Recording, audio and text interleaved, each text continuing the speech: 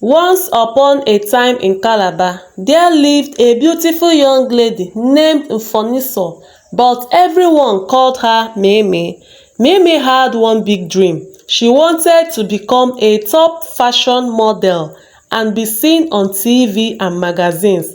She loved beauty, fame, and soft life. After finishing university, she met a wealthy businessman named Alhaji Musa, who was known across town for his cattle business. He owned several ranches and had money, connections, and respect. Alhaji Musa fell deeply in love with Meme. Her beauty, charm, and boldness drew him in like a magnet. Choi. They got married in a grand traditional ceremony. Everyone in Calabar talked about it for weeks. After their marriage, Mimi made a request. "Sweetheart," she said, "let's enjoy ourselves as husband and wife for one full year before having children. I want to travel, party, and enjoy this soft life with you before becoming a mother." Out of love, Alhaji agreed. For one whole year, they traveled to Paris, Dubai, Nairobi, and even South Africa. They shopped, danced at nightclubs, and took pictures for Instagram. Every Friday, Alhaji bought Meme expensive gifts, perfumes, dresses, handbags, and gold. Mimi loved the attention and the lifestyle. After a year, the couple was ready to welcome a baby. Mimi got pregnant and Alhaji threw a baby shower. Friends and family celebrated. Soon, a beautiful baby girl was born. They named her Jamila. But something strange happened. Mimi refused to breastfeed her baby. "Me breastfeed? Never. I don't want my breast to fall and look like pancakes," she said, looking at herself in the mirror. "No way. I worked hard on this body and I must keep it fresh. I'm still young and hot." Instead of breastfeeding Jamila, Mimi gave strict orders to the housemaid named Peace. "Take the baby to the cow pen at the back. Let her suck from the female cow. That one has fresh milk." Peace was shocked. "Madam, are you serious?" "Yes, and don't tell my husband. If you open your mouth, I will sack you the next second," Mimi threatened. Every day, the poor baby Jamila was carried to the cow's pen.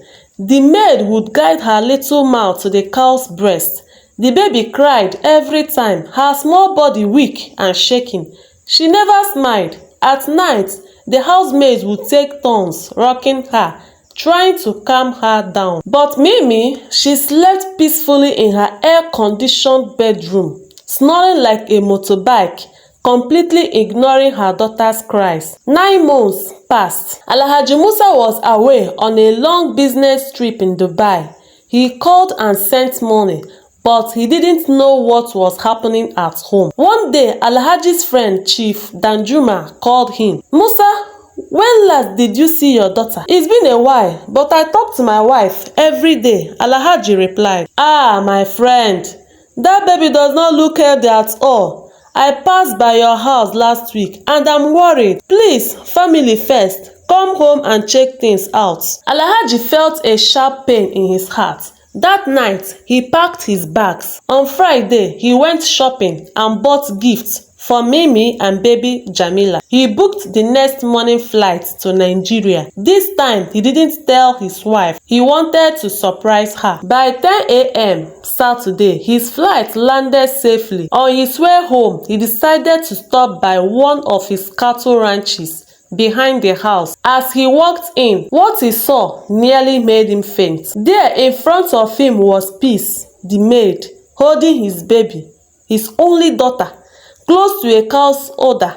The little girl was sucking cow milk directly from the animal. "What in the name of Allah is this? Peace, what are you doing?" Alhaji shouted. Peace fell to her knees, trembling. "Oga, please, I'm sorry. It's not my fault. Madam told me to do it since you traveled." She said she didn't want her breast to fall. "I beg you, sir, don't sack me." Alhaji's eyes widened in shock. "For 9 months, my child has been drinking from cows?" "Yes sir," Peace cried. Without another word, Alhaji snatched his baby girl and rushed her to the family doctor.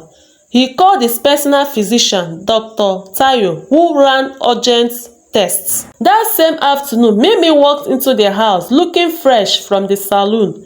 "Oh, my sugar muffin, you are back," she said with a fake smile, dropping her handbag. Alhaji didn't smile back.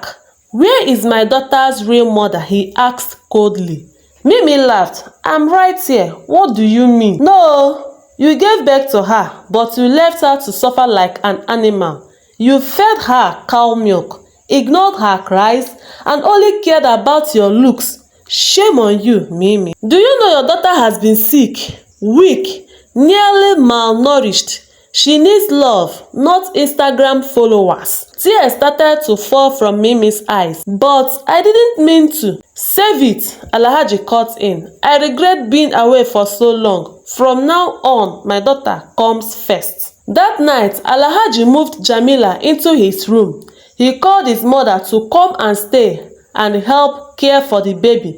Mimi was left alone, confused and ashamed. Weeks passed. Mimi tried to win back her husband's trust. She started attending parenting classes, talking to therapists, and learning how to care for her daughter properly. One day, she held Jamila in her arms and whispered, "I'm sorry, baby. Mommy will do better." Jamila, now healthier and happier, smiled for the first time. Moral of the story: beauty fades. Motherhood is forever. A child needs love, attention and care, not luxury and appearances. Always put your family first oh. Thanks for watching. Please like, share, comment and follow me for more interesting stories. Bye.